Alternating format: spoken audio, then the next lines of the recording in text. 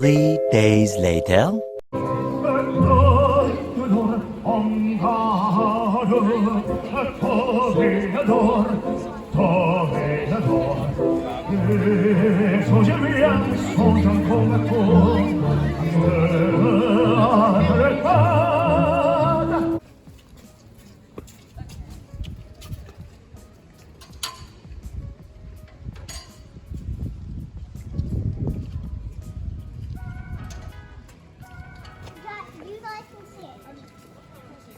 Look at the size of this thing.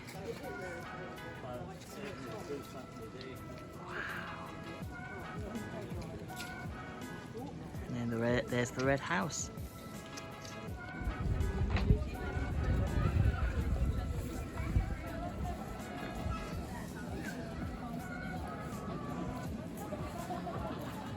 Except you wouldn't touch me.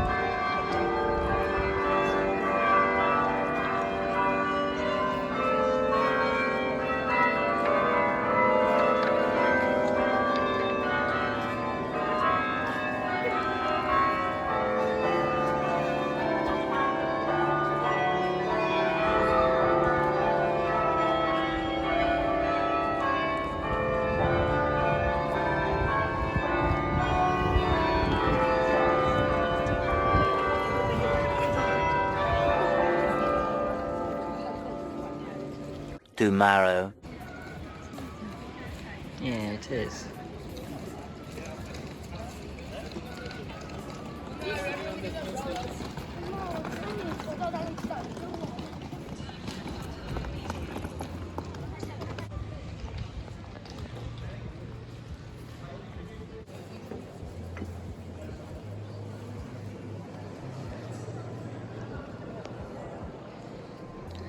Absolutely beautiful.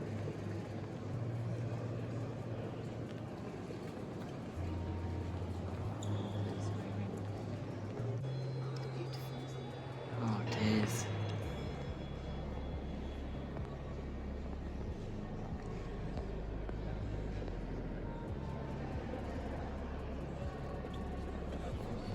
Oh, look at that. There's the organ pipes.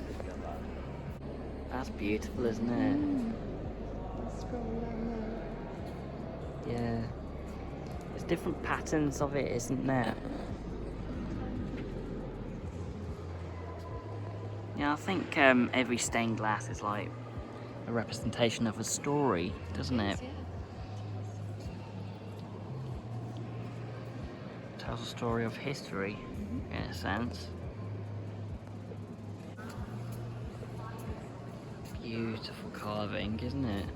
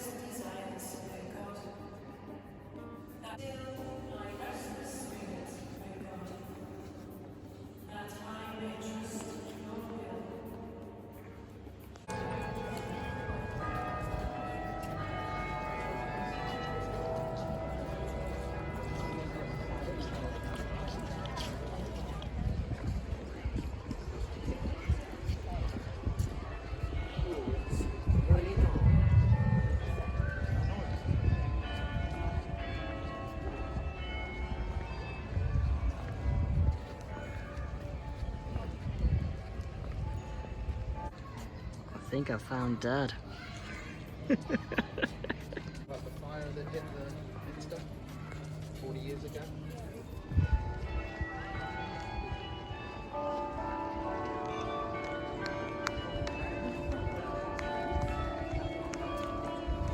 Start singing in a minute. It says no basket over.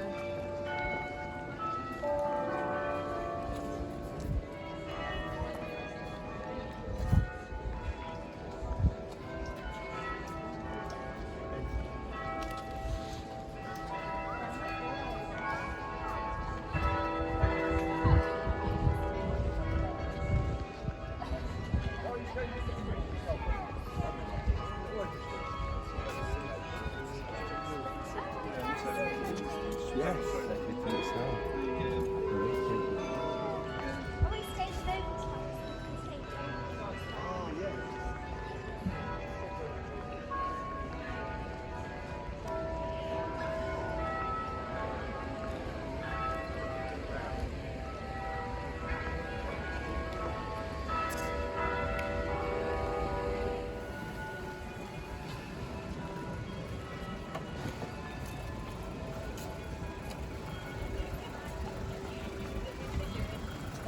One person and she's like, what is your last?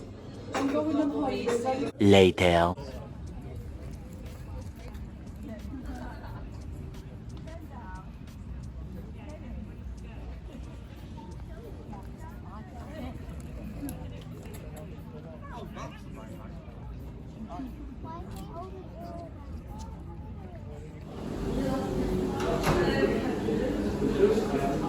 Few moments later. She's a Canadian Great Horned Owl and she's 12 now.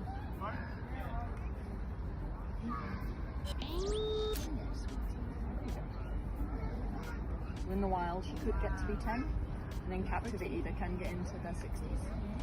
Really? Yeah. That old? Gosh. Gosh.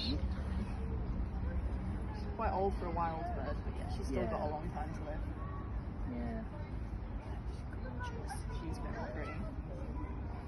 Absolutely gorgeous. So she'd use her talons down here to kill her prey. She's known as a skull crusher. Yeah, That's why you don't want her on your shoulder. makes sense. Yeah. It definitely makes sense, Ben. I mean, I've seen similar species to her, like the eagle owl, so Yeah. She lives with an I eagle thought owl. she looked similar. Yeah. She's not quite as big and strong as she lives with the Eurasian eagle owl. A bit bigger. Yeah.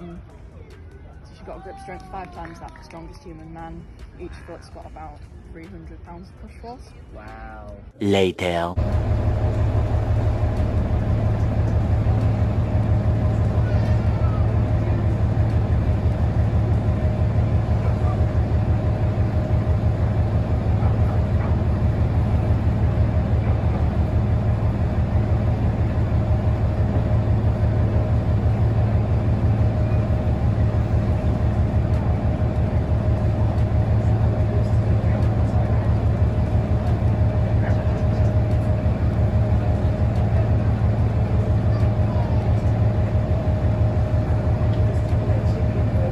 Over on our right-hand side, we're now passing the suburb of Fulford, originally a small village, which would play host to the Battle of Fulford in 1066, when Harold Hardrada, King of Norway, and Earl Tostig, the rebellious ex-Earl of Northumbria, brother of English King Harold Godwinson, sailed down the Ouse to launch their bid for the English throne. They were opposed here by an Anglo-Saxon army, led by the brothers Edwin, Earl of Mercia, and Morcar, Earl of Northumbria, lands which would now comprise the Midlands and the North, respectively. It was here, by the river, that both armies' most veteran troops were deployed, and the river bank saw some of the most intense fighting in the course of the battle.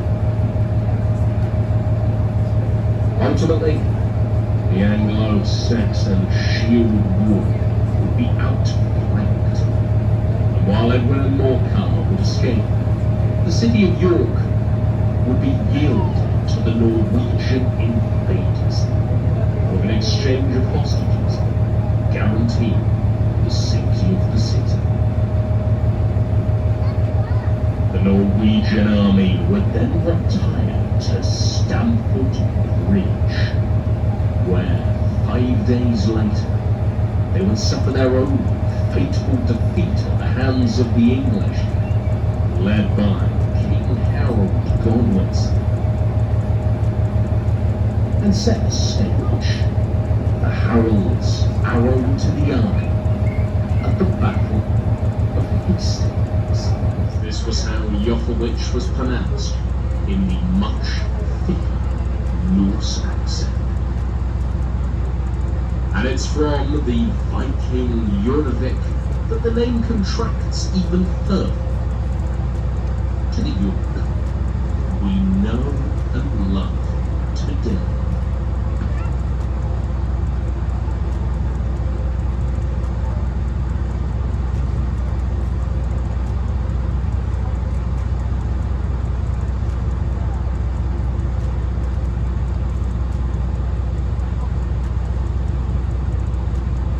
That's a street over on the left-hand bank, and it's there that artisans would have produced shields for the Viking armies of York. The Old Norse word gata, meaning street, is still visible in many of the gates around the city, such as Monk Gate, Merchant Gate, and Fisher Gate. Conversely, the historic gates of the city walls are not referred to as gates at all. Here in York, they're known as bars, this being because they bar entrance to the city.